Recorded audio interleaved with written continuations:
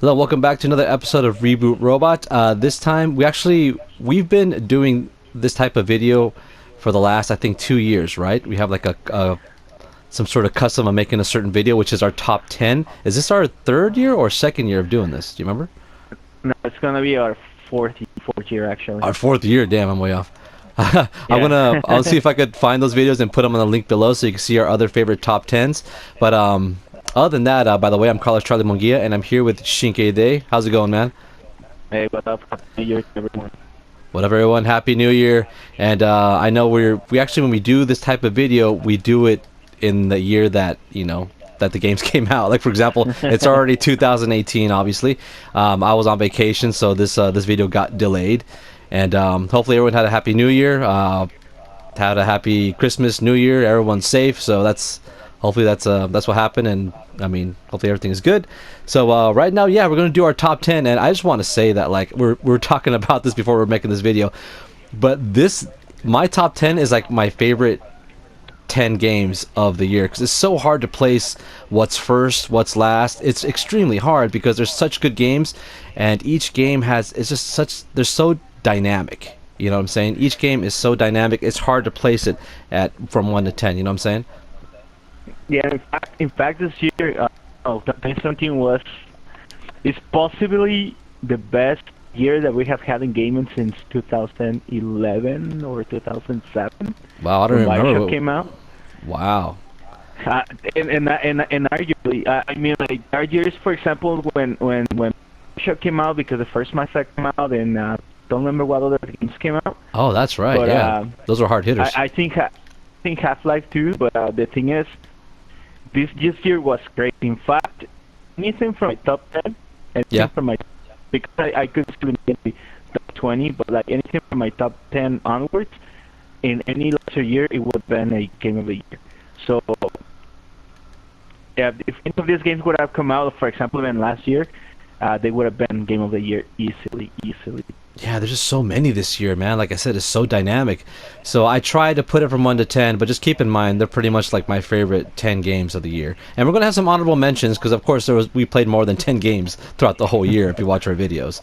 So that we'll leave it at that for now. But yeah, so hopefully, I mean, and plus, these are our personal choices. We're not influenced by any reviews or anything that's out there. You know what I mean? These are like our genuine top 10s from our personal feelings or emotions, if you want to say.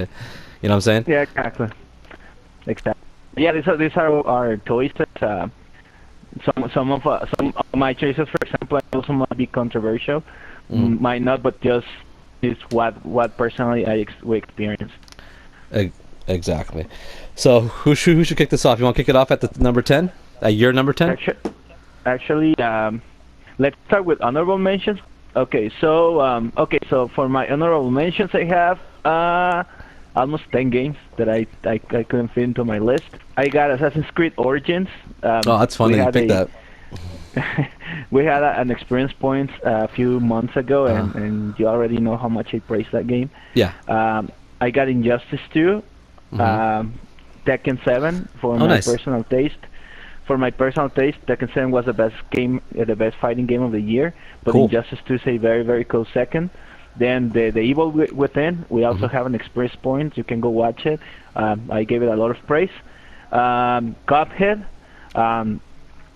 This might be controversial because I know it made a lot of people's list, but I couldn't finish the game. I got stuck in some place, and that took some points from the game. Although I'm not demeritating it, it's one of the best. It's the best 2D game that I played in a few years. Then I got Sonic Mania, which is the best Sonic game period ever made. A Hat in Time, which I highly recommend, especially if you don't own a Switch and you want to play a platformer. I highly recommend A Hat in Time. Let's say probably I'll try to make an experience point within the next the next few days about A Hat in Time. And Xenoblade Chronicles 2, which I haven't finished yet. Still, there are some things that doesn't put it up that high on my list, but it still is a really good game. It's a really good RPG, and if you enjoyed seen the previous Xenoblade games, you will definitely like this one. And also, I'm planning to make an experience point on that one. Nice. Those are good honorable mentions, but it's funny because we have some similar ones too. Probably because we both have like almost the same play styles in different games.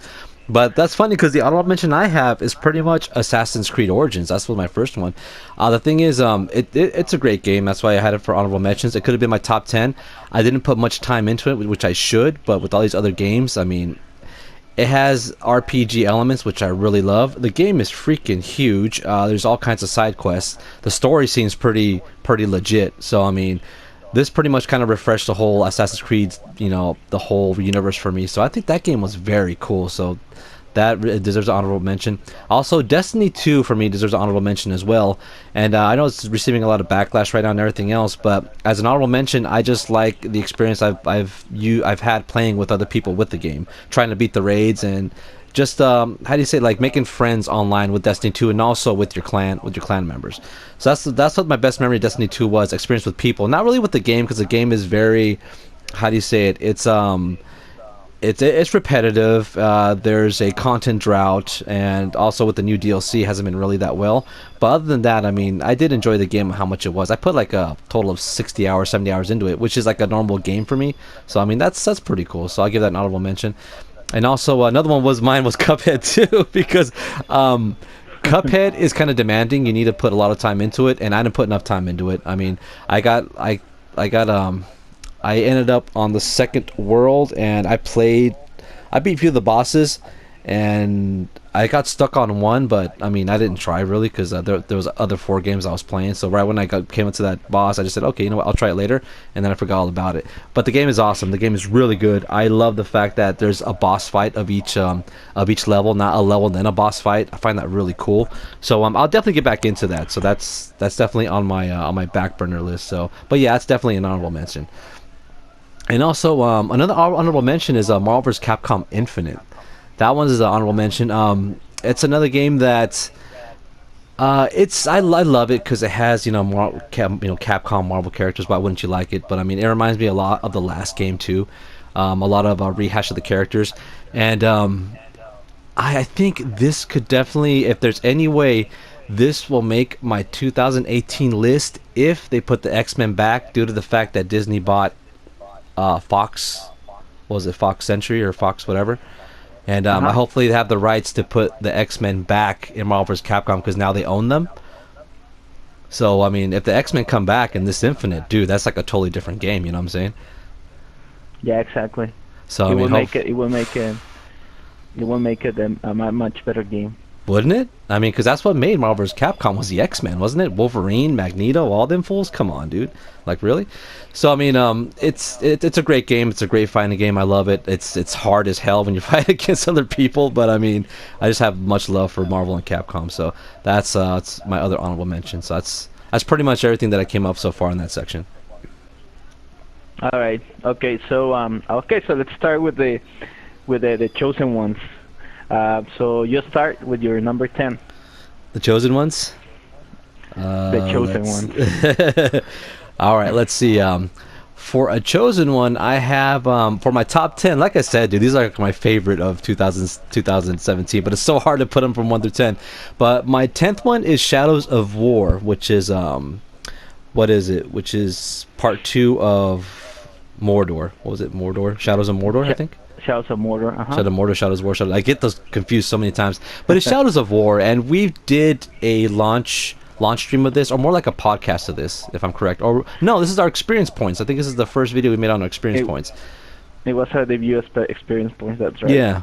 And the game is fun. It's great. There's so much to do. I love the combo system. It's a lot like part 1, but it adds a little more creativity to it, and it makes the combo system more challenging than usual because you got more abilities and you could do more stuff, and you could ride dragons. Well, they're not really dragons. They're what's it called? They're like the cousins of the dragons. Drakes. They're cousins of the dragons. Yeah, just in case anybody wants to get too picky on that. But the game is awesome. There's so much to do, and I love the fact that each map has kind of like a little level within itself, and each level has a way to overcome or take down the opposing boss of that level. So each land that you play, there's levels how you need to take over that certain section, and it gets kind of in depth. It gets really in depth. There's a lot of replay value. And I need to get back into it, but I mean, the game is fun. The game looks gorgeous if you have HDR TV, and probably looks better on Xbox One X. But I have it for the PS4. It still looks gorgeous, so I'm not going to get it on the Xbox. But other than that, it's a great game, good story, and I still need to finish it. So yeah, that's my 10th. All right. Okay, so my number 10. Mine they are organized. I mean, all of them could have been Game of the Year any other year, as I mentioned. Exactly right.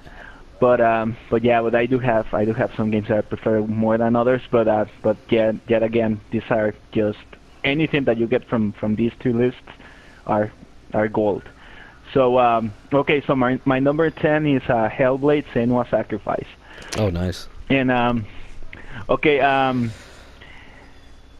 the game caught me by surprise because first of all, even though I was already aware the game was coming out and I was already aware of what the game was, I wasn't prepared for what I experienced. If there's people who's been trying to make the case of gaming making a transcendent type of art form, because it let us experience things that normally you can experience on TVs or movies or even on music, Right. On any other type of art types. Hellblade is one of the best exponents to that case. I can tell you there is no way you can understand how a person with psychosis or with schizophrenia will feel unless you experience something like Hellblade. You really get into the mind of Senua. You really get into you really start understand how you feel, or I mean how people like this type of mental conditions feel. So for me, that's the greatest merit, that the fact that they succeeded at doing it in such high quality. And then we're talking about a studio of just no more than 25 people, with a very, very small budget. These guys are very competent. They made the DMC Devil May Cry reboot and some other really good games. But they made everything scaled down, like so cheap, or make it the cheapest possible. Also, for example, Melina Jurgens, the girl who plays Senua, she's not even an actress. She was the girl who designs the UIs or something like that. Yeah. And she did such an amazing job. She actually sold the character. She gave it so much heart. She's been winning best performances left and right, and very, very well deserved. The sound design is incredible. You get they advise you to play with headsets, and you must play with headsets. It's a really, really good experience. So yeah, that's my number 10. Awesome. Yeah, number 10, that's definitely pretty good. So as for that, let's go to our my number 9. And my number 9 is actually Evil Within 2, dude. I really enjoy that game. I'm a big fan of 1. I feel like 2 was a little bit easier than 1, even though I played on Nightmare mode. I think 1 was a little like unforgiving than this one. This was a little more forgiving, if you tell me, dude. But I really do like it, and I like the fact that it's kind of like The Matrix, but if it was like a horror game with kind of a Matrix vibe to it. And what I like you said last time, is kind of open worldish and a little bit of how you say, upgrade elements, RPG elements.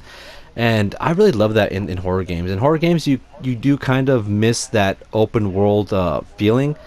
Cause I think it's very hard to pull off a game that's open world, because I don't know if it's that scary if it's open world. I mean, most games that we play are a little bit linear, probably because the developers can control your environment, and if they can control your environment, they can probably control how you feel, meaning in the ways of fear in a way. Because I don't know any open world horror games. I mean, do you know any huge GTA type of horror games? Not really, right? Those don't exist. No, like that. Like Evil Within, never. This is probably the first one that I can think about. Ain't that right? Because I think it's hard to make an open world horror game. How would you do that? You know what I'm saying? What would be scary about it? What would be scary going to a street? I mean, if it's like you're going to a street with a lot of enemies or a lot of zombies, and you got to shoot them all, then it kind of falls into an action game, right? So it's a very fine line, which I'll talk about in one of my next games. I'll talk more into that, the fine line between horror and action. But that's why this game made my top 10 because it's a little bit open worldish, and at the same time, it's scary. It's high tension. So and plus, I'm a fan of Evil Within 1 and 2, so that's pretty cool. So that's part 9 of mine, top 10 of mine. All right. Okay, so number 9 on my list is one of the games that came out at the beginning of the year, and it's Neo. Oh, Um, Neo. I haven't had the chance to talk much about this game, even though I played a lot of it, Uh-huh. and I play all the alphas and betas, and I played a lot of the alphas and the betas. Yeah. Well, first of all, just a little bias because I am a big fan of Souls-like, and Neo is pretty much a Souls-like. Yeah, it is. You've been following the podcast and following the channel for a while, you know that.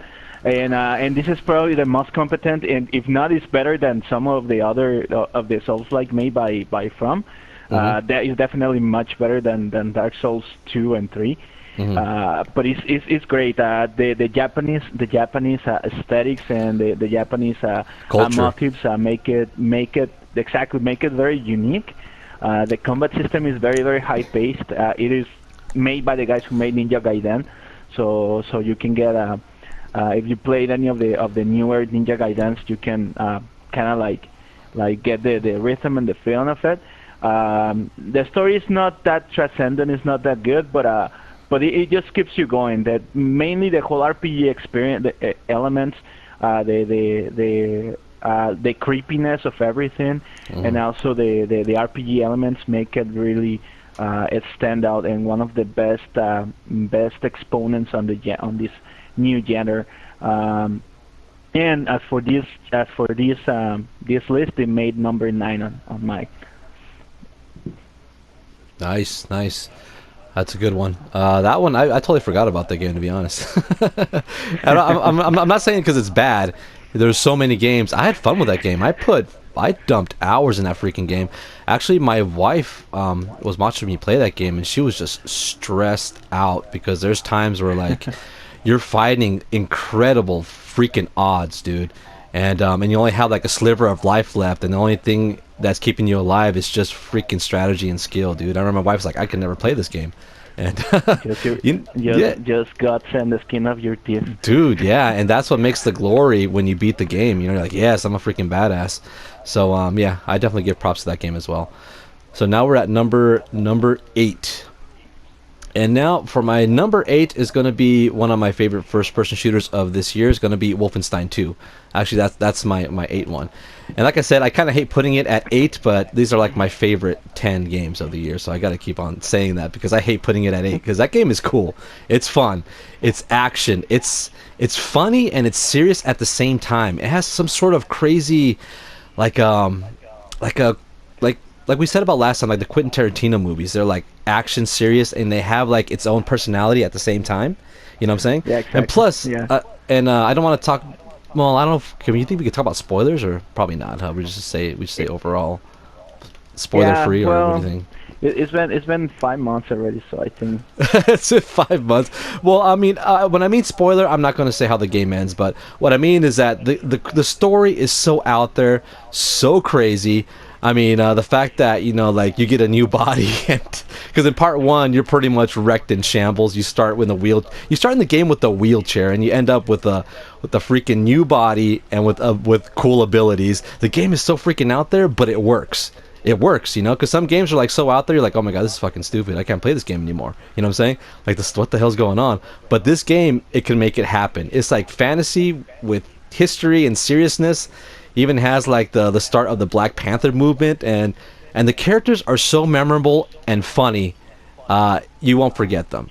So imagine all that in one game, in one first-person shooter, violent game. What more could you ask for? So that's pretty much Wolfenstein 2 for me. Okay, so that was my number 8. Now, what's the number 8 on your top 10? Okay, so my number 8 will be the biggest comeback in gaming, Right. after Final Fantasy 15. Uh-huh. And I will say even bigger than Final Fantasy 15.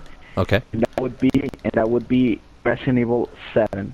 Nice. And and Resident Evil was, it's a series it's really near and dear to me because it was the very first game that I played on PlayStation Right. ever. So Resident Evil 1 and 2. So it's been very dear. It's been very good, very close to my heart. And I, along with many of the fans, were already frustrated with Capcom for trying to make the game more into an action game, just trying to chase after Call of Duty and Gears of War and all those games. Yeah. But and although I personally do not dislike Resident Evil 6 as much as other people do, I kind of don't like 5, but still, it was the same. It was not my Resident Evil, and I thought that horror was already dead, and Resident Evil as a horror game was already dead. Until we saw that reveal on 2016, on E3 2016, we get to play the demos and we get to experience the game and see other people's reaction, and I got really hyped. Yeah. And it definitely did not disappoint. Resident Evil 7 is pretty much just as much Resident Evil as the first 2 games. It is one of the best. It is one of the best Resident Evils on the series, and it's especially made for fans of horror.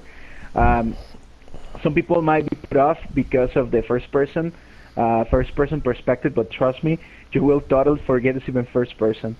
I did not get to play it on VR. I did not get to play it on VR, so I cannot talk about that. Right. But I'm pretty sure that whoever did also got their money's worth with the headset and the game. Oh yeah. So that's my number 8. Nice. That's a good one. I do love Resident Evil, and you're probably going to hear it later from me. So that's just a little surprise right there. It's a good one. It's a really good game, dude. Okay, so now we're at number 7. Let's see.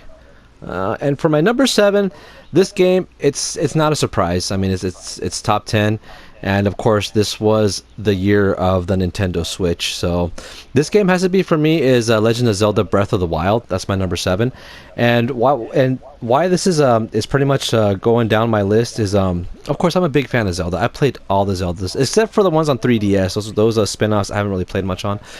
But I do love the fact how they kind of try to reinvent the wheel, but having the same core soul of Zelda still in the game. I love the fact it was open world. You could pretty much there was things that you could think out the box and do. For example, like if you think, hey, can I light the stick on fire and jump on a blanket while the fire makes wind? You know, some weird out of the box, and it works. It's like wow, and I do like the fact that how the game gives you total freedom, how you could climb anywhere pretty much. If it's not raining, it seems like wherever I want to climb, it rains all the time, but if you guys know what I'm talking about. And plus, I do love the dungeon, the little dungeon quizzes, man. I mean, the dungeon puzzles, because some are hard, but if you just rub a little more brain cells into that puzzle, you get it. You know what I'm saying? There's no puzzle I got stuck on, but some do make you kind of, do need to think on what you have available and disposable to you in order to overcome the puzzles. And I know a lot of people complain about how the weapons, how they have a certain durability, how they break. That does get annoying once in a while, but I look at it more as adding an extra challenge to the game, because then you have to plan and run your resources correctly in order to overcome an obstacle or enemy. So I looked at that more as a challenge, make the game funner. But I do love the game. It was epic, and I had a great time with it. So that's pretty much my number 7. All right. Okay, so my number 7 is the game that you already talked about, and that's probably the best action first-person shooter of the year, and that was Wolfenstein 2. Nice. And yeah, just to reinforce a little bit of what you mentioned, something really great about the new Wolfenstein and the new Doom games is that they bring back some games that were big back in the day, and they're kind of like faded out, and they brought back with grandeur and glory. But especially in Wolfenstein, the narrative, the way they can talk about such delicate stuff and such complex stuff and politically loaded a politically loaded story, yet make it classy, make it funny, and make it relatable. So crazy. Especially make it relatable, even though it's like completely fictional, because the things that happen in Wolfenstein are just like, wow, Like they cannot happen in real life. Not Yep. even if Nazis would have won for real on World War II, things like this would have happened. They are wacky. They're completely crazy and nuts. But I think the fact that they make him relatable, they make him uh, this good. Plus the fun. The game is a lot of fun. It's a lot of fun. It is frustrating if you play it on higher difficulty. Oh yeah. But if you play it on easy on or medium difficulty, it's a freaking blast. And just to top it off, it has the complete collection of Wolfenstein 3D, reimaged, imaged as the Nazis being the good guys, but you can play Wolfenstein 3D from start to finish on the game, and That's yeah, true. it's just it is amazing. I'm waiting for more. I'm waiting for to see what they do on Wolfenstein 3 because the war is not over and the story is not over. Nice. Yeah, that's definitely that had to make my list. If that didn't make my list, I would have been crazy, man. Like, come on, really? I Awesome. was for a moment debating between the Evil Within 2 and Wolfenstein 2. The thing is, Wolfenstein, I enjoyed it way more than Evil Within, even though Evil Within was an amazing game. Yeah, it was good. It was really good. So on that note, that was 7. Now we're down to 6, correct? That's right. Okay. So on my 6 is going to be a game that you just talked about as well, is Resident Evil 7. Now, that game it's great, man. It's especially I played it with the VR, so I got a totally different experience with it. I have a video here. We have a video on our channel as well. With the VR, the game is freaking amazing, dude. It sets the mood, it sets the environment, and I think with the VR, it definitely pulls on the fear strings more than the action. Because I remember like in one of the boss fights when you fight the father, in that garage. That garage Yeah. scene, that weird ass garage scene when you're driving around he's driving around in your car. that was a crazy VR battle because I'm trying to run around the car because he's coming after me with the shovel. He had a shovel, right? And Yeah. and with the earphones and everything, you could hear him breathing behind you, and you have to literally turn your back to see how far he is from you, and that was freaking nerve-wracking, dude. I was like, wow. So with the VR, the game is great, and like you said, it pulls on the horror roots more, but this time it's first person because the game in the past, Resident Evil 1 was groundbreaking. That raised the bar in survival horror. That was one of the first games that when you come back in the same room, something different can happen. You know what I'm saying? The classic part where I got scared in the beginning of Resident Evil 1 is when you go down the hallway and there's those windows. And you've been going down this hallway probably 10 times already. But when you go down that hallway the special time to get an item, and then you come back into the hallway and those damn dogs breaking through the window, oh my god, dude, I got a freaking heart attack because games didn't do that. Resident Evil pretty much made that, that, how do you say it? That plan, that design. So Uh-huh. and in this game, like you said, some people do odds, first person odds. It's a lot like Outlast, this and that. It's different, dude. The tone is so different. It's horror, but it has action too, because you have guns, you have pistols, you have freaking shotguns, and plus the DLC, No Hero with Chris Redfield. I think it leans more on the action sequence, probably because the fans there's such a dynamic of fans for Resident Evil. Some people love the old school survival horror, and some people like the action. I think there's more people who like the survival horror than the action. You know what I'm saying? Because there's like a huge fan base for Resident Evil, right? Huge fan base for Yeah. this Capcom game, dude. And they both have different types of fans, more action and more horror. I think there's more horror, like I just said. But the game is great, dude. It's awesome. Freaked the hell out of me, dude. I couldn't go to sleep for a few days just playing that game in VR, dude. I mean, you've seen the video. I was like, oh my god, dude. And the girlfriend attacks you. I don't know what the hell to do. So the game is a different experience in VR. If you have the game already, play it in VR because it's like a totally different game. Even the menu is different. You can look around the what's it called, the trailer that you're in. So it's so different. But yeah, that game really hit a mark for me, and it's one of those classic games that came out of nowhere, like you said, dude. And plus, it's not really a revamp because it's 7. It's a continuation of the rest, right? I mean, Yeah, of course, Chris exactly. Redfield is there. I mean, everything. But I do like the fact that they did that. They kind of took that special part of Resident Evil and made a horror game out of it instead of revamping it, instead of making it all different. You know what I'm saying? That would have been like a bad move, don't you think? Just scrap every little history of Resident Evil and make a new one. You know what I'm saying? Yes, exactly. It feels like like going back into the dark, then inside of the same universe, but going back into the unknown. Exactly, and not touching the special history of Resident Evil, because it did have some good parts. Raccoon City, I mean, come on, dude. How can you erase that? How can you throw that away and make a whole new Resident Evil? You just can't. So I mean, I do love how they respect the history of it by not, even though they've messed up a lot in the history. But I mean, it's fine. Those mess ups are memorable. It's fine, dude. I love Resident Evil. Always have played each one of them. So very cool, dude. So that's why Resident Evil 7 made my sixth on the list, right? Sixth, yeah. Yeah, number 6. Number 6. All right. All right. So okay. So this game exemplifies just how high caliber and how tough was to make this list, and how great that year was. And my number 6 is Yakuza 0 / Yakuza Kiwami. I'm cheating a little bit there. There's a reason why. Yeah.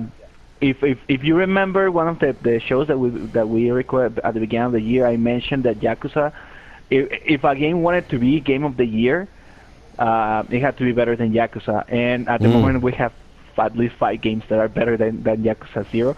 Yeah. And I don't say that lightly, because Yakuza, the whole experience, this was almost, it could have been, if it wasn't because of the Switch, this could have been the year of Yakuza. Yakuza 0 is such an extremely fun and amazing game, and it's such an adult game too, because the story is so adult, and so ranchy, but at the same time so classy.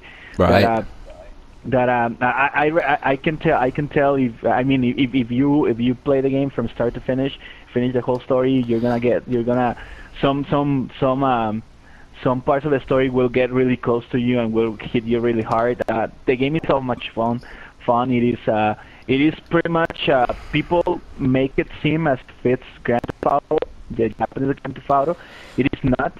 It is more like a Street of Rage evolved, Or Shenmue, right? And Shenmue and a Street of Rage. It is a brawler. It has a bunch of activities. It has, even though the map is not even close as big as other open world games, it has so much things to do and such fun things to do.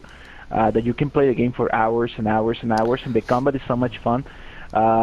You can go sing karaoke, you can manage a strip club, and you can go play full versions of arcade games from Sega, and do all these side activities and stuff. And Kazuma Kiryu is probably one of the best protagonists on video games ever. The same goes for Goro Majima, and I'm really excited for Yakuza 6. I've been trying to complete my Yakuza collection too, because this is the game that everybody says I want to play it, but they never play. So I can tell you, go for it. Get Yakuza 0, Yakuza Kiwami. They are really cheap. They are really readily available, and they're some of the most fun that you will have with video games. And yeah, that's my number 6. Awesome. I haven't played none of the Yakuzas on the PS4. I played them on the PS3 a lot, dude. But those, I never had the chance. I always wanted to buy those games, but never had the chance. Now they should be cheap. Now I'll definitely play Yakuza, dude. Those games are so awesome. None of them have ever let me down, dude. Those Yakuza games. And the thing is Yakuza 0 is literally the whole start of the saga. Like yeah, so the prequel. There's no better way. There's no better point to start than now. And plus, they have remaking. And plus, like, how much I love Japanese culture. It has a lot of Japanese, how do you say it, like, comedy, sense of humor, doesn't it? That you would find in their movies or anime, you know what I'm saying, which I love. Exactly. And they're remaking Yakuza 2. They're making Yakuza 2 Kiwami. So, yeah, that's coming up next year. So we'll need to prove Sega that it's financially viable here in America to release those games. So, so far, I think they've been selling very well. So that's why they are going to release Yakuza 6. So let's hope they bring Kiwami and probably, I don't know, Yakuza Ishin or Yakuza Kensan. I know it. I would love to see those games on English. Awesome, dude. Awesome. Yeah, I'll definitely catch up on those games. They should be cheap by now. I mean, doesn't matter if they're not, but yeah, I'll definitely look into those. So now we're heading to our top 5, dude. This is our top 5, isn't it? Top 5. Top 5. And like I said, this top 10 are pretty much they're all like our favorite games. So I mean, I hate giving places for these games. I really do. A lot of work goes into these games. You know, what I'm saying it's hard to just kind of say, yeah, this sucks, this doesn't, or it's hard to say. But this game, I love horror games. I really do. I mean, I don't think there's enough horror games out there because I think they're tough to pull off. It's tough to scare people nowadays. But this game, I love one, but two pretty much was freaking out there. The game I'm talking about is Outlast 2. That game is one of the most horrifying games I've ever played, dude. It's just so weird. It's so off the wall. If you think one was like, oh my god, this is batshit crazy. This is like the drunk cousin that you never want to see, dude. I don't know. I don't know how to explain it. The game is it's fucking weird and it's terrifying at the same time, dude. I mean, it's just this game starts that okay, you're a normal reporter with your wife and yeah, you're gonna go film something about a lady who was pregnant, who you find dead on the side of the road, somewhere in Arizona, I think, somewhere in the outskirts of Arizona, like the forest. And throughout the course of the game, it touches on subjects which are so delicate, but the game pulls it off. The game was not like the game did not get no backlash for it or did not get no spotlight for it. It played it very very well. It has to do with touchy subject, as in like kind of like rape, and also like what they do in churches, like molestation and stuff like that. It touches on those things. It doesn't show any of it, but it sets the stage on like if it happened. And those things are they're very cringeworthy. They're very, how do you say it? They're acts of monstrosity, you could say, dude. And in this game, they are monsters in this game, based off of that. And it's so off the wall, dude. Because even the ending, it's pretty much like I said, like spoiler alert, kinda. The ending of the game is pretty much the end of the world. That's the end of the game, the end of the world, dude. Because supposedly something births into this world through these horrifying acts. Something gives birth into the world, which pretty much demolishes the earth, dude. That's how the game ends. And just the transition of the game. And first of all, I know you don't like the games where like they're one hit kills. You know what I'm saying? Like you can't defend yourself. This game, you cannot defend yourself. You can only use one tool, which is your camera, and it has night vision. That's the only thing. This game, you need to use strategy, and it's not how strong you are, what weapons you have. It's what routes to take, when to hide, when to go, when to leave. The game, I've died a lot in this game, so many times, because there's areas I did not know what to do. It was too dark. I ran out of damn batteries. I played on nightmare mode, so like these batteries that you find are like the worst fucking batteries you could find in the world, dude. Like these batteries last like a minute, dude. Like there's no battery that lasts a minute on a camera. And so you have to use these. Sometimes there was one part where I'm in a library and there's this monster that was coming after me, and I was in the freaking dark. I could not see anything, so I was hitting walls, and I could hear the thing coming behind me, and you cannot see nothing. And then you see like a little light of hope in an office, and you run towards it, and you hit that door, and all of a sudden it teleports you somewhere into the forest, which another monster is trying to find you. The game is horrifying, dude. It was crazy. There's this one level where it's raining blood. The whole level is raining blood, dude. So you see. Wow. So the graphics are awesome. There's one part where it's raining blood, and there's oil drums full of body parts, and so, because it's Armageddon, it's the end of times is coming. Yeah, so everything is bloody. Your clothes, everything is drenched in blood. It's so crazy, dude. But I mean, yeah, that definitely made part of my top 10. I loved it. And like I said, it's hard to make horror games like that. I mean, I don't know if it's hard to scare people nowadays or whatnot, but that game was great. It was fun, dude. And yeah, so that made one of my top 10, top 5, whatever. Okay, I might actually give it a try based on what you told me. Dude, it's scary, dude. My wife. I do like.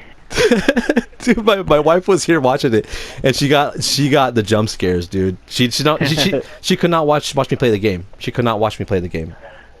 Yeah. No, the thing is, and you know, personally, I'm pretty interested on religious stuff and all the type of creepy things. Yeah, dude. But yeah, I might give it a chance. I probably will come on the Switch or something like that, some new re-release. They'll be Like cheap, when dude. They'll it's be cheap, cheap by then. They'll be cheap, dude, or, for sure. or just to test out the capabilities of my PC. Oh Um, yeah, that's good. That's a good idea, dude. You could probably buy a bundle pack for it with all of them in the DLC from the first two for the first one. So yeah, you'll definitely find something, dude. It'll be cheap eventually. yeah, they'll probably be on next Steam sale or Go or GG game sale or Yeah, whatnot. for sure, dude. So All right. All right, so yeah, so passing the number 5. I mean, everything it has been a heavy puncher, but now they are like atomic punchers right now. atomic Whatever, punchers. everything on this list, as I said, it would have been any other year, it would have been game of the year. But these games that I'm going to mention from point 5 onwards, I'm talking about games of the generation. Those games that only come once every generation. I'm talking about Final Fantasy 7. I'm talking about Chrono Triggers, those type of games. All right, so I'm talking about the Ooh, best of the best, the the cream best of of the the cream, best. top Creme of the top. creme. So so my number 5 on this Megatonic list, it is Super Mario Odyssey. That's good. I already talked plenty about Super Mario Odyssey. You can go watch our experience points on Oh that. yeah. You know that I love the game. Even after finishing the game and playing it even more, I even loved it even more. That game is so much fun. It is so much fun, and that's the best compliment that I can give it is that it's a lot of fun. I had a lot of fun. In fact, it made me interested on 3D platformers. That's the reason why I try ahead in time, which I love to. And it's because it is one of those games that redefine the genre, that redefine what you can do with games, that redefine what you can do with already established genres that haven't even burned out. It redefined it, made them fresh again, it made them fun again. It set up the template for the new 3D platformers coming onwards. And aesthetically it's beautiful. Musically, it has one of the best soundtracks of the year. Oh yeah. It has it gives nostalgia punches to all of us who grew up on Nintendo Oh yeah. and on the NES, even all of us who detracted from Nintendo. It gives us punch on the nostalgia gods, and it's a beautiful, beautiful game. I highly recommend it. I recommend buying a Switch just to play Mario Odyssey.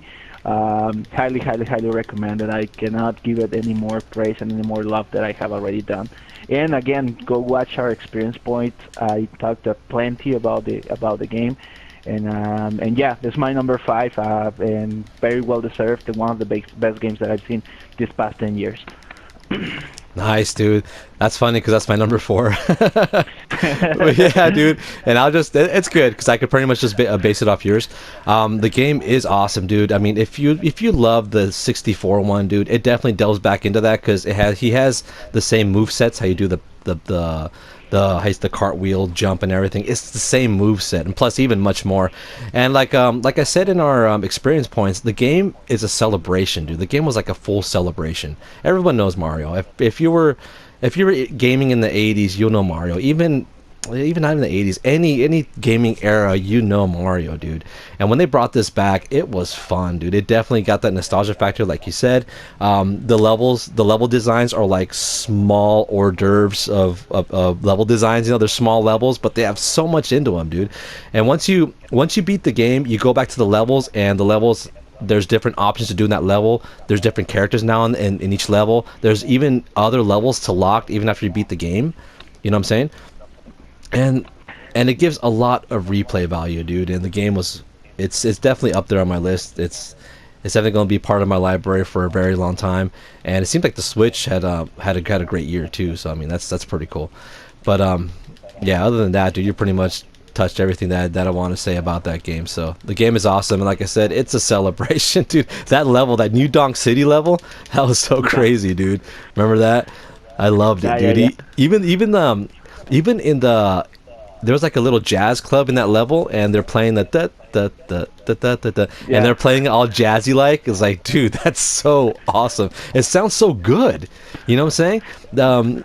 I want to play those songs like at my wedding. You know what I'm saying? Like when we get married in Mexico. I want that soundtrack for like my wedding. You know what I'm saying? Like who would not love that, dude? That, and I want the what's it called? Guile's theme in mariachi, dude. You know what I'm talking about? How cool would that be, dude? that would be really bad. I want those songs, dude. So yeah, that was definitely be part of my playlist. And like you said, dude, the soundtrack is so freaking cool. But yeah, so that's my number 4, right? Yeah, we're on 4. So now you're on your number 4. That's my number 4. And yeah, and just one more thing, mine is very satisfying as a game too. Yeah, Even oh, if you're a fuck. person who like gaming, just playing games is very satisfying. Even for casual Um, gamers, right? It's like you can just run around, do whatever you want. So I mean, even for casual Exactly. It gamers. is for it's one of those games that it's very cliche to say this, but it's a game for everyone. It is. It really is. I think I said in my experience points that this game deserves the E for everyone, because for everyone you can It be is. any age and you will enjoy it. All right, so okay, my number 4, and this is also a biggest surprise, not for me because I'm the only person on earth who actually believes on this team, and also the executives, the people who give the money, they believe on this team as much as I do, because I do love their other series, the other series that nobody likes. I love it. I'm very, very huge fan, and now I'm very happy that they pulled this off and they made also one of the best games I have ever played, because now they will have brand recognition and they will be put up there with the biggest guys. And knowing that they are powering Death Stranding even makes me even more hyped about that. And and this is Horizon Zero Dawn from Guerrilla Games. Oh yeah. Guerrilla Games was known as the one-trick pony. They made really pretty first-person shooters for many. For me, as I mentioned, I'm a huge fan of Killzone. I played all of the games. I know the lore head and back, and I love Killzone. But I'm the biggest minority. But Horizon Zero Dawn, this is their opus magnus. This is the game that you can tell from the first frame, from putting the game that this is the game they wanted to make. I was just watching the No Clip documentary a few weeks ago about the making of Horizon Zero Dawn, and you can see the passion and the love they put onto this project, and how much they loved everything they made, and how proud they are for what they made, and I was very surprised because I was expecting a really good game, but the whole price to me wasn't that appealing because I'm not very much fan of cave people and I'm not a fan of dinosaurs. Call me crazy, and robot dinosaurs to me didn't sound very appealing. But when I started playing the game and I actually saw how everything combined together to make this perfect action game and this perfect a hunter simulator. I just fell in love. I fell in love with Aloy. She's a great protagonist. Actually, Birch did a really great job giving her life, and the people behind making the game also made a really great job giving her life. The game is so much fun, from collecting arrows to gathering resources to shooting things. They nailed everything. They nailed the world building. The story is amazing. If you really get into understand the minutiae of the story, you are going to get blown away because it has one of the best stories in gaming ever, one of the best post-apocalypse stories ever, and it's extremely very relatable because the people who left this world is pretty much us. So things that you see, you see them and you're like you understand what they are. You see like these things that they call like artifacts and mystic artifacts, teacups and stuff like that. Makes it so relatable to us because very much is the world that we are living. The world of Aloy is the world that we are living, and that makes a really good case about being like environmentally conscious and about warmongering and all those also delicate political subjects, but also without hammering them and without making people feel bad, but just feel awe of what happened and what transpired. And yes, I just got back into the game because I got the Frozen Wild, and the game is even much better now that I play it on retrospect. It's much better than I remember it.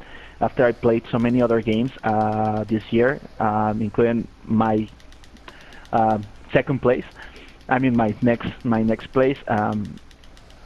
And it's much better than even when I played it for the first time. And yeah, that's my number 4. That's funny, dude. You're making this easy for me because that's my number 3. So I'm gonna jump off what you said, dude. Yeah, Horizon. And the thing is, the sad part is that I haven't fully completed Horizon, dude. I have not fully completed it. But when I played it, you got to remember, Horizon was the flagship of the new PS4 Pro. So but it's kind of crazy because I mean, a lot of people don't talk about Horizon like they should. You know, I thought Horizon was going to be like the new Uncharted type of thing because everyone talks about Uncharted, right? Obviously, I mean, because well, probably because Uncharted has more history, so I can't really say that. But when Horizon came out, dude, I just got the PS4 Pro. You can see it in our videos below, and they really said, "Hey, if you want to, you know, get how this game looks, buy it." And I did, and I was blown away. Not because of the graphics, but of the gameplay and also the story. And plus, I made a video review of this game too, and I was blown away, dude. The little details the game has, and I really fell in love with the protagonist, Aloy, dude. Even though she was like shunned by her tribe, shunned by her people, she was still like a kind-hearted, you know, kind-hearted badass, if you want to say, dude. And I do love the fact that the tools you have to take down these damn monstrosities, dude. The tools that you have, you know what I'm saying? How you could tether them onto the ground, or you could I say blast them from afar, or even with your arrows, even shooting different body parts of the beast. I mean, the game didn't really hold your hand in that way. So I mean, you got to find out where the weaknesses of the monsters are. Sometimes they're very, how do you say it? It's very noticeable where their weaknesses are. You know what I'm saying? But the game is very cool. It's very fluid. The combat is fluid, dude. I think it's very cool. The graphics are freaking out there. It's awesome, dude. I even we made a review of the special edition. I have the statue, and the statue is still here in front of me. It's a beautiful piece. But and like you said, dude, I do love the artifacts. Like you said, the cup. There was one part where she says she calls them wind chimes, but they're actually a set of keys. Yeah. She calls them like wind chimes or something like that, Yeah. and they're a fucking set of keys. But that's funny because that's how you would think, you know. Saying if your civilization gets annihilated years ago, you find stuff like, oh, what is this, you know, and you're seeing it, you're like, oh, that's cool. So that's funny. And plus, I remember the vantage points where you see how the world was before with the vantage points. You can see like you know, more background of the game. The game had a lot of story, dude. Had a lot of story. I need to get back into it. Actually, my wife stole the game from me, so she's the one who actually she stole it, dude. She stole it from me, and she beat the game. Actually, she's almost platining the game, if I'm correct, dude. She loves it, man. I see her playing it all the time. Yeah, dude, she loves it, and she has every right to love it, dude. The game is freaking awesome. I love the protagonist, dude. I could definitely, how do you say, like, relate to her, and I hope to see more of this game, which we will. It'd be stupid if Guerrilla Games saying, "All right, that's it, Horizon Zero's done." That'd be just stupid. You know what I'm saying? Yeah. I can't see them ending a wonderful entry of this new game come to life, and yeah, Guerrilla Games did what's it called? You just said the name, dude. The first person shooters. They Killzone. Killzones, dude. They did pretty much they pulled a Naughty Dog. Naughty Dog was made as the platformer guys for Sony, and they made Uncharted, and they just blow up. Freaking blew up, dude. They just made a Naughty Dog. They just pulled a Naughty Dog, and they got validated as great developers. They struck gold, man. They really struck gold. And yeah, like you said, Killzone, dude. What was it? The first one of the launch games of the PS4 was Killzone. What was Shadowfall. it? Shadowfall. Remember that, dude? We played that for the first time together. That Killzone Shadowfall, which I liked. I like Shadowfall. That was a pretty cool game. But yeah, I love it. Yeah, dude, it was very cool.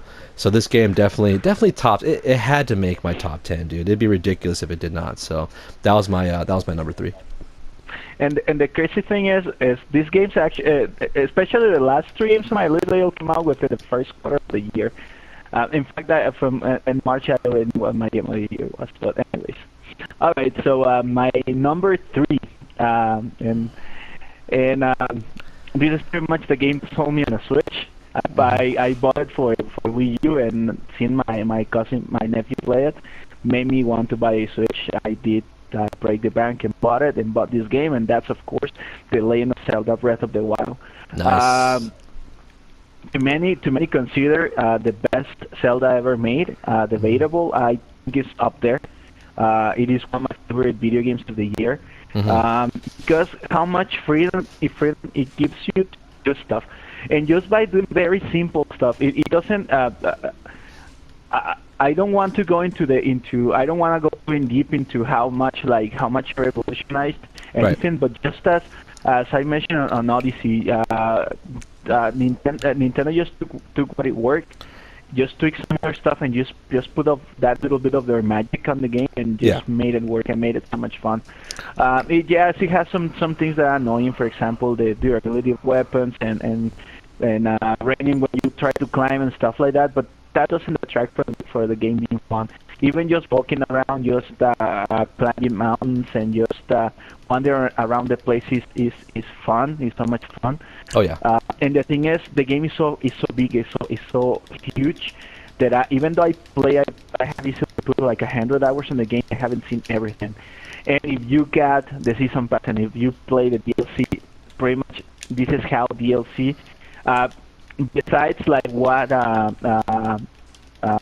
CD Projekt made with The Witcher 3, this is how you make DLC. The Battle of the Champions is just so much. It adds so much to the game without taking from what it already has. That is so worth it. It's so worth invest the money on this game, and it's really beautiful. The very little bit of music is really good as well. And the ending, if you get all the memories and you get the ending, it's gonna bring a tear to your eye, and I promise you that, because it does every time that I see it. And it is a fantastic game. It is a wonderful launch game for the Switch, and also a swan song for the Wii U. And it is easily top 3, top 2 of my Zelda games ever. Wonderful game. I cannot wait to see what they do with the next Zelda entry, and I hope they keep the same philosophy, and they just build on it instead of making the Link's 2 or Link's Adventure. They just keep doing this Zelda like this.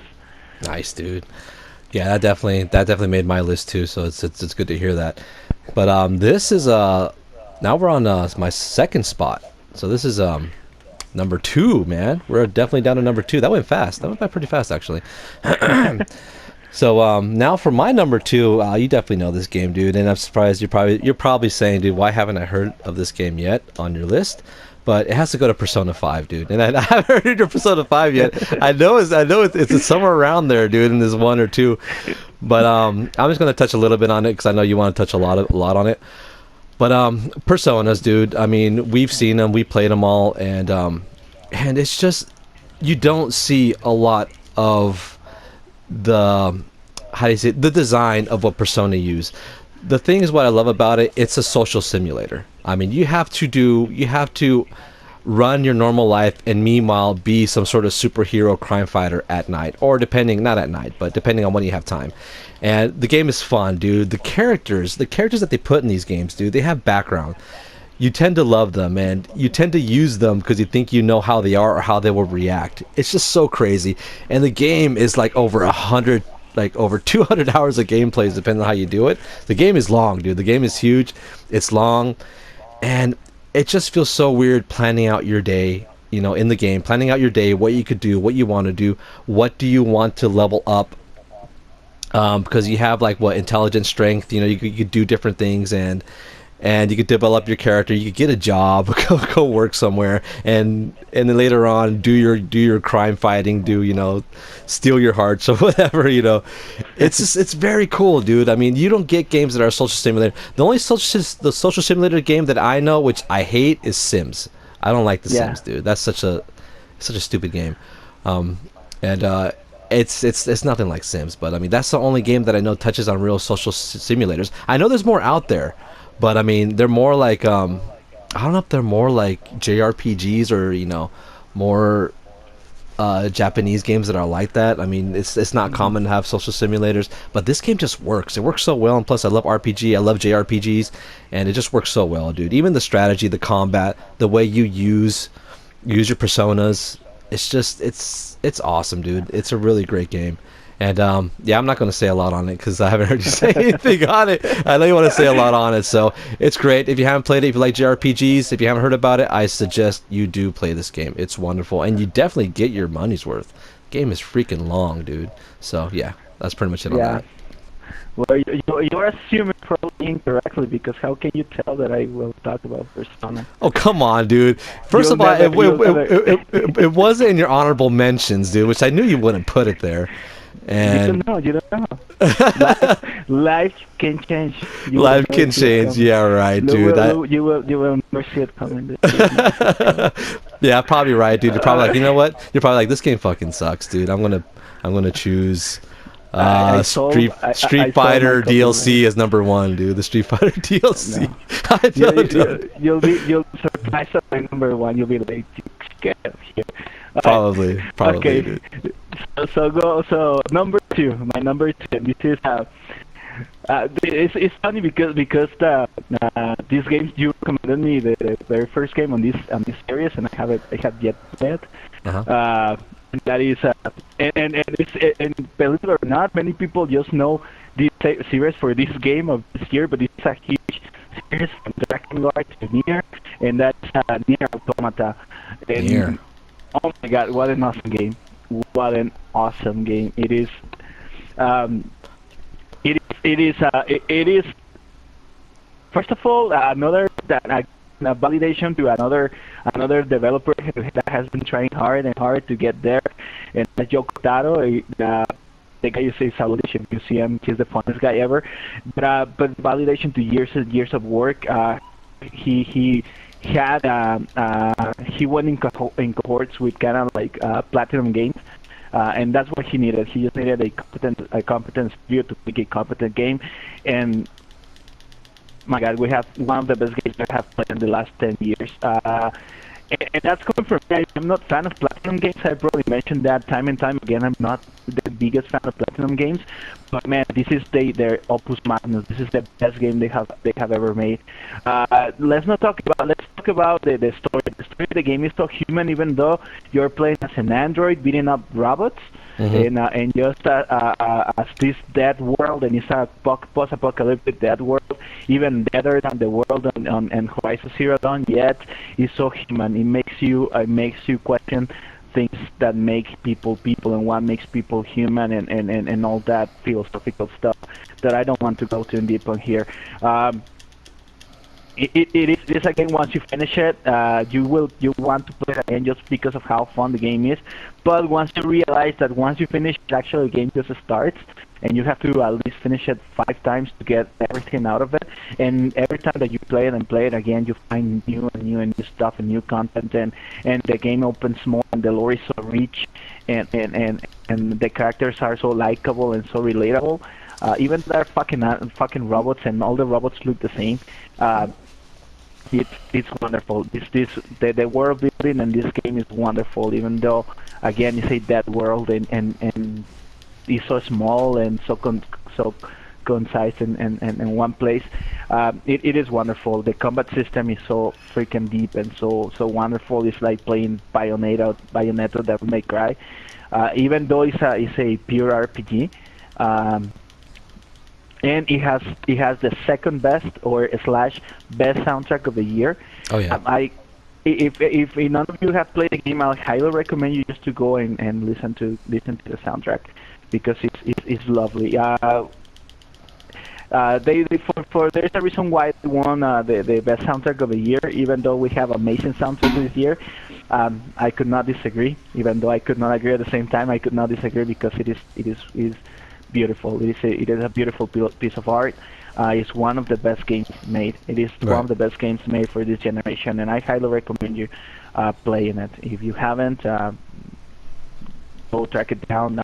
This game deserves the money and deserves your time, because it's really, really good. Yeah. For that game, I haven't played much of it. I have it, dude. I played the Nier on the 360, the first one. The Nier that's kind of, how do you say it, dude? It's kind of obscure, that game, dude. Now, a lot of people didn't talk about it. It was a cool game, dude. It has a crazy story, dude. I remember playing it, and it's nothing that I ever played before. But if you play it now, I mean, this probably looks like crap, but the story is just so freaking crazy, dude. And the fact that a lot of people, I remember, if you ever play the game, please remember the file name that you create, because when you create the game, it says what's the name of your character, or what's the name of something, and that's the name of your character, because at the end it says what's your name, and you have to remember your file name. If you put something stupid and you don't know, then you'll never see the ending. Remember that, dude. So I Yeah. mean, yeah. Anyways, It, besides that, I mean, yeah, and near Automata pull something something similar, and the story is just as crazy, dude. If not crazier. okay. Yeah, so I mean that's good. I do need to finish that, play that. I put like probably 12 hours into it, but still that's nothing. But the game is And freaking awesome though. and it does tie to near, even though it might not seem like it for like 80 hours.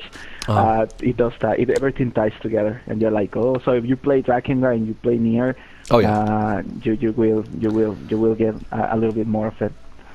Nice. That's cool then. So I guess we're up to our number one, dude. What's up with Number that, one, man? man. A Just like num- the year, it went by fast. Went by fast, I, dude. I mean, you mentioned that you didn't want to grade them all, but I wonder what your number one is because everything that I thought was your number one has already come up. Battlefront 2. The transactions.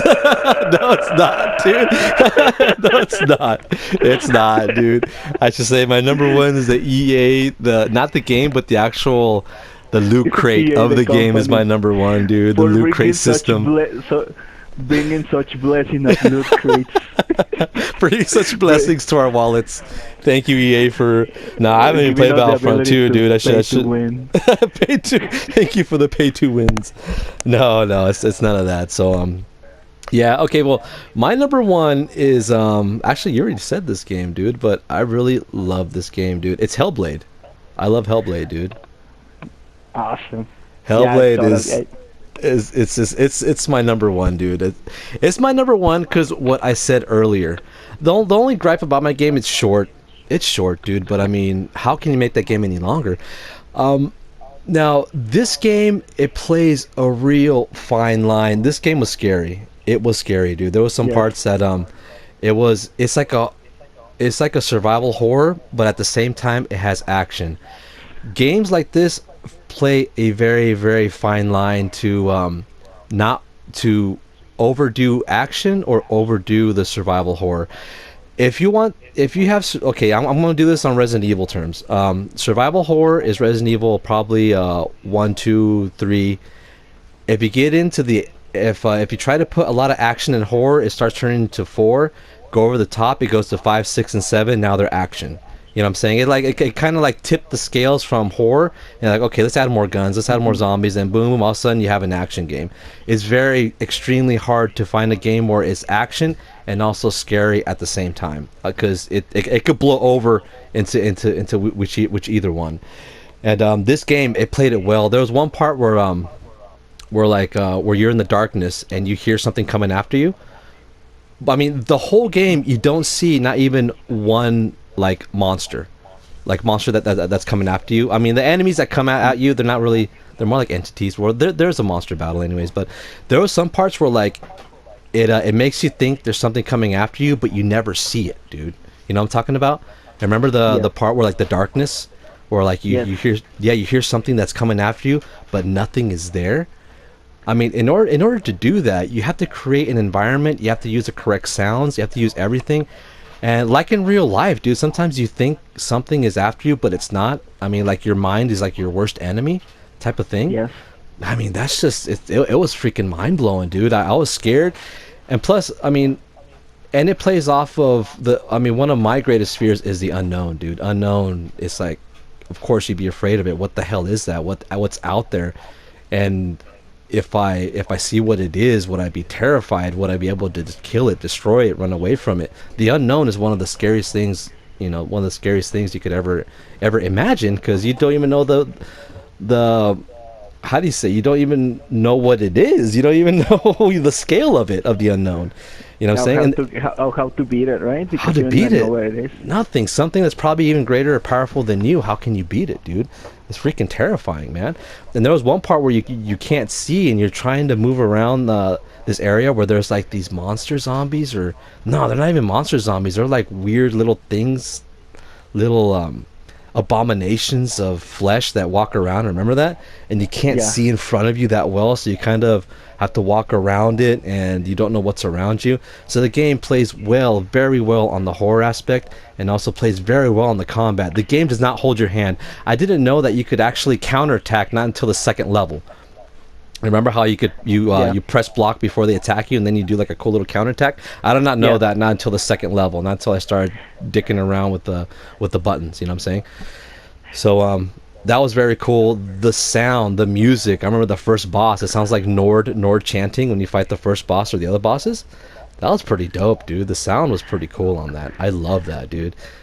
I mean, once they played the sound, I felt like it definitely set the tone. Like, okay, this battle's shit's gonna go down, dude. This battle's gonna go on, dude. Like the drums, the chanting, very cool, dude. And it's straight from left field from Ninja Theory, because Ninja Theory does very fast-paced action. They did the Devil May Cry, like you said, and it's just I don't know how the hell they come up with a game like this. Hmm. And if you see how they made the game, how they delve into people who have, like, what's it called, depression or Schizophrenia, paranoia, and schizophrenia, all that dude. stuff. There's videos where people are trying to say, like, hey, it feels like this, it feels like that. It's so hard to see what they feel by words, because you cannot see yourself, you do not experience that. And in the game they try to put that, like, somebody was saying that sometimes I see colors, and that's why you see the objects, the colors, and you try to combine the objects because they see that weird Yeah. schizophrenia, something that you never experience. But it's kind of cool how in video games they could bridge that now, you know. Then the freaking voice on your head all the time. You hear everyone Yeah, like pulling dude. you down all the time, pushing down on you all the time. Yeah. And And I bet we all experience that, where our voices in our head says, you know what, you can't do it. You could never do it. yeah, How could you do it? And those voices mean nothing. Those voices are something that you experienced in the past. Could be people that you learn from, your parents, somebody you look up to. Experiences where they kind of pull you down for the rest of your life. Yeah, dude, those freaking voices, those sisters, like, haha, they're all laughing at you, saying you yeah, can't do it, this and that, dude. And that's like, and you do it. I mean, it's funny because they say you can't do that. You're like, okay, then we did. Talking about this. I'll just climb it, and you do it. They kind of give you clues on one by telling you what not to do, but you do it. So you kind of overcome those voices. The game is very deep, dude. I could probably go on for hours on this game about it. hmm, The combat was so perfect. Even at the end, my wife was seeing me when I was playing the last part of the battle where they're just throwing enemies at you. And yes, what's her name? Hella, dude. Hella keeps on stomping on the ground, so you kind of trip. Dude, I was on that battle for a good fucking half an hour, dude. And I'm like, when is this over? I was battling hordes and hordes and hordes and hordes of enemies. But then the lesson was letting go. Not don't why are you fighting? Let it go. It's part of you, part of who you are. That was like, and in real life, I hate letting go, so that's why I was playing for half an hour that last level. Like, when's this over? And yeah, and then I got pulverized by one of the freaking big Minotaur guys, and that was part of the gameplay. The game is very cool, dude. It's so freaking deep, and like I said, it's survival horror and action melded perfectly. It doesn't overflow hmm, one or the other. I wish the game was longer, but I mean, making a game like that, dude, it takes a lot of resource, man. I think it takes, like you said, but was like 20-man crews. You said 20-man crew. yeah, yeah. And honestly, if you think objectively about it, it's just as long as a Resident Evil game. And I tell you because I just finished Resident Evil Zero, and it took me the same time to finish Really? it. Was it 15, 18 hours? Yeah, about 10 hours, 10 hours hours, mark. huh? Oh damn, I did not know that. So yeah, so if you think about it, then it's a length, a game deserved by its length. So I mean, And then mhm. for example, things like the developers say like the whole mechanic, quote unquote, that if you can die so many times, if not, you will get a game over. I But they know, were actually dude. lying. Yeah. Yeah, they were actually lying, but it's still like that makes you paranoid. Like, dude, I don't want to die. I cannot lose. I gotta tell you, Yeah, it's. I did not die in none of the battles, dude. I died at the end. I died with the traps, some Uh-huh. some traps, dude, that I died from. But I gotta tell you, if that mechanic was there, I would have beat the game without having a game over for sure, dude. Because that game made me even more scared, made me watch my steps even more instead of just fucking Mhm. going gung ho and running into shit and just slashing, because I just reached a checkpoint. Nah, dude, this game I played carefully, and I think like you said, it was 10 hours. I probably finished it in 15 because I took it extremely slow, dude, really slow. I think before I learned it was a lie and all Hmm. that, before it was a spoil, There was this very part at the very beginning when you're trying to face the fire god, and there's this part when you start the fire and you have to run before you get burned. I Oh died like God. 7 times there, and I was getting very very stressed because I could not get past just a very simple part. And then I Exactly. was like, dude, yeah, Shit. it is an awesome game. It is a very unique game. It's a It's very unique. very unique game. Hold on Very one very second. unique. Let's see. Hold on. All right. All right, so that was my number one. So now I can only guess what your number one is because it could be anything, like you said. It could be anything. It could be the DLC from Street Fighter or a game from last year. Okay. I don't know, dude. So Okay. okay, so your number one game is Okay, my number one, and this is you will not see it coming. It's actually 2 games. I give my number one to 2 games because they taught me the selflessness of giving so you receive. That is Call of Duty Modern Warfare 2 and Battlefront 2. Call of And we Duty. can we can add Destiny 2. Yes, I knew it, dude. Because And Marlboro's. because you people that's something that you don't understand. The more you give, the more you get. So if you pay those loot boxes, you get stuff. Exactly. So So be that's my number selfless. one game of Be the century. No, I'm just kidding. Yeah, I I'm know. just I kidding. figured. I think if anyone has followed the podcast for any small amount of time, you know what my number one game of the year is. And this is not only my number one game of the year. It's probably my number one game of the last 15 years. Oh yeah, for Um, sure. You mean and, the series yeah. wise? You mean series wise, right? Series No, wise, I'm yeah. talking about ever. This is probably top 3 of my favorite games ever. Oh damn. And Damn. and of course, what else? Let me hold on. I gotta prop it properly.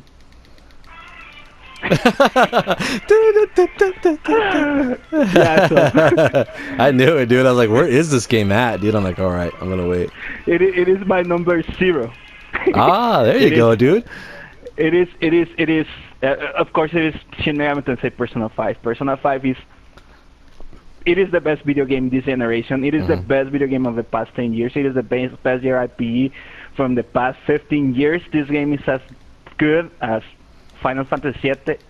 Final Fantasy VII. I even spoke Spanish. This that's I good. know, I heard that. I'm like, whoa, siete, where did that come from? Is that a new Final Fantasy? It is as good as Chrono Trigger, and it's as good as my favorite game ever, which is Final Fantasy VI. Uh-huh. It is the best JRPG that has been made. Talking about techniques or making or building a JRPG, this is the most polished a JRPG has ever been. Something that pulls off people from JRPGs is just how slow the combat systems are and all that. That's completely gone. It is still turn-based and all that, and you need to plan carefully what you need to do when you battle, but it feels like almost as if it's real-time action because just how everything's structured and just how striking the art is.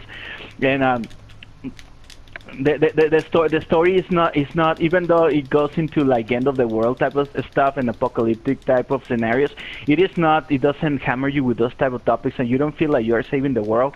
It feels like you are saving people, and you mentioned it when you were talking about Persona just a few moments ago, like how each one of the characters are so likable and so believable. Oh yeah, dude. These people So much. these people to me became like if they were friends, and that's gonna sound dork and geek and probably loser like, but not really. Like if you have to spend 300 plus hours with these guys, you're gonna feel like they're your friends, and you get to understand them, and you get to like them and love them and really care about them, and see how they go through all these things, and how you help them and how you overcome these things together as a team and as a group of friends. It make them all of these very memorable. All the characters on your team, and even the ones that are not on your team, are so memorable, so likable. Spending time with them and getting things out of them, and this is built with such care and such amount of details. It is perfect. Speaking about how to build a JRPG game, this is perfect. You cannot make a game unless Atlus comes with Persona 6 and makes it better. I cannot see any game being better than Persona 5 as built as an JRPG. That's Everything hard. is perfect. Yeah. It has dominated. Talking about the art style, it has dominated. It has dominated my life and my mind this year. Everything, all my two phones, my two computers, my PlayStation, my Xbox, the Switch, because doesn't have. You cannot put a custom wallpaper there, but everything has dominated. The art style of Persona 5 has dominated me this year. I already mentioned about the icons and the new logos for the show. They Oh yeah, dude, those are awesome, awesome logos. Yeah, and awesome logos, yeah, dude. yeah, and it's because it's so stylish. The style of the game is so freaking amazing. And the thing is, this game was also made on a budget. It wasn't made with the highest technology in mind or with a blown out $100 million budget. No. So Atlus did some stuff, like some small stuff, that still looks so classy and so good that it looks. Even though it is not Horizon Zero Dawn, it's not Legend of Zelda, it's not Mario Odyssey. Still, this is the game that I'm going to remember the PlayStation 4 for. Graphics-wise, because it just looks so stylish. Just navigating through menus is fun because of how much color and how much movement and the splash of shapes and letters and color and all that. It has personality, dude. Even in the menus, it has personality, dude. Exactly. Just going through a store is fun. Just going to visit the store and buy things and buy gear and sell gear. I'm play close to 350 hours of the game because I'm platinum in the game and it's taking me a long time. And I still find a lot of fun. I still find a lot of things that make me surprised and that amaze me, and I still enjoy going through menus. I still enjoy going through battles, and I still enjoy, even though I right now I snowplow everything because I'm so freaking overpowered that I just blow through the whole game. I still going through the palaces and doing stuff and trying to change the hearts of the bad guys. It's still a lot of fun. It's still very dear. And of course, Persona 5 has the best OST, the best music. Oh yeah, dude! I love that disc, the special edition that we got. We both got the special. Actually, you did the review on the special edition, and that disc is awesome, dude. Good soundtrack. Yes, it has the best soundtrack.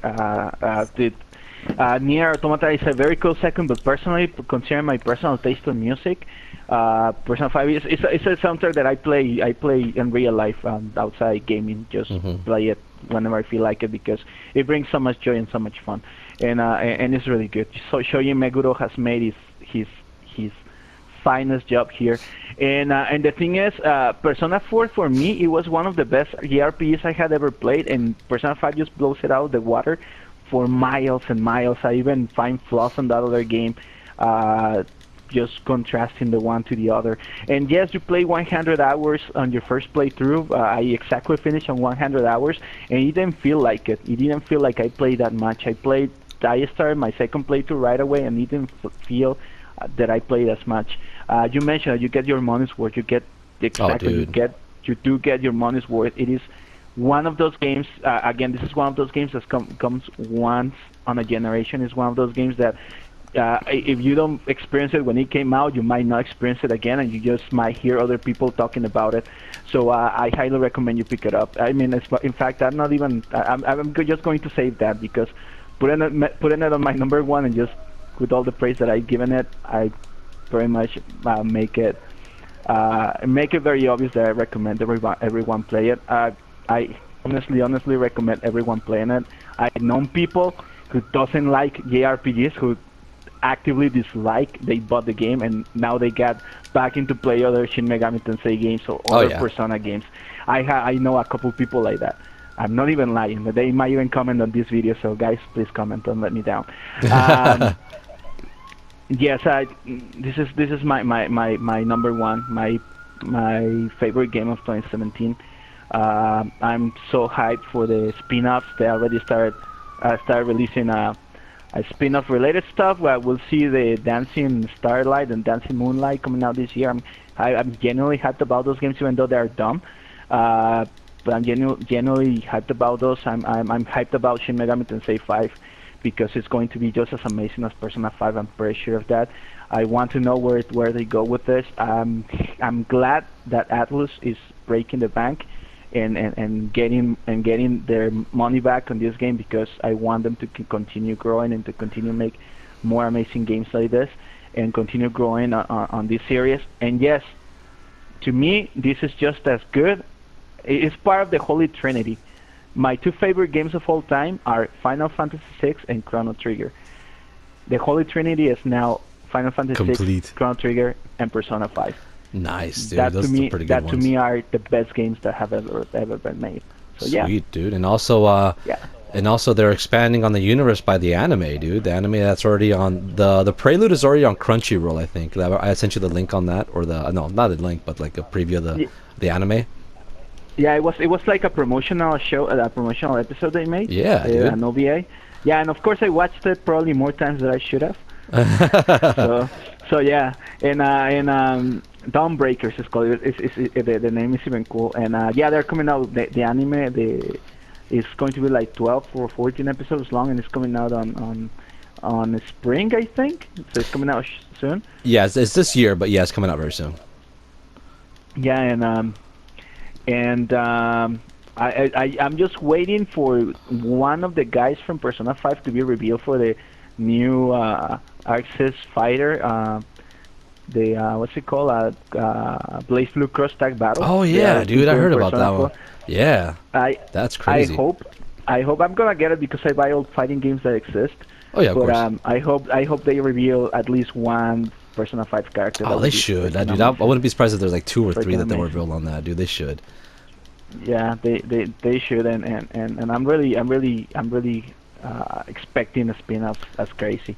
That's I forgot what site. I think it was a Japanese site, but they have like the waifu and the husbando of the year. The waifu is 2B from Nier supposedly, and the husbando is a protagonist of Persona 5. That's Okay. like I don't know where they got that, but they're like pretty much they won that of the year. So that's kind of funny. I just want to throw that out there. If you want my input to settle the argument and to settle the debate, Uh huh.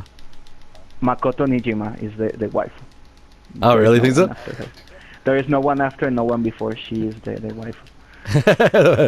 Oh, we should make a poll of that actually. Let's see what people say. Yeah, it's actually the whole debate has not been settled. The waifu wars have been raging. The for waifu wars. months It's now. funny. The Have been husbando raging and for waifu months wars. now. Yeah, so that's my input. I can't tell you about the other because I don't rock that way, but yeah, I can tell you what the wife is. That's my Nice, official dude. statement to settle the debate. And I'm pretty sure a lot of people will agree with me. In fact, I would love to see a Persona spin-off just focus on Makoto. That would be freaking good. That'd be crazy, That would man. be really awesome. That'd be cool to see. That'd be awesome. So But yeah, that ends our pretty much our yearly review of our top 10 2017 games. And I hope you enjoy the video. If you like, if you want to have any questions or comments, or if we think we should put any of the games on our top 10, please leave a comment below. Like, subscribe, and yeah, we'll definitely pull more videos throughout 2018, the new year of 2018. So we'll definitely pull something up. And there's also new games coming out, dude. At the end of this year is going to be Monster Hunter, next year Far Cry, and a whole slew of games coming out this year, so we can't wait. Yeah, only this month we're gonna start the year with Dragon Ball Fighters. We're gonna start the year with Final Fantasy Dissidia and Monster Hunter, and I'm pretty sure we're gonna have a very good follow-up to 2017. So I already want to know how that 2018 list is going to look like. Exactly. So yeah. So keep in touch, and we will see you in our next video. So live long, game on, and peace out. Peace out. Peace.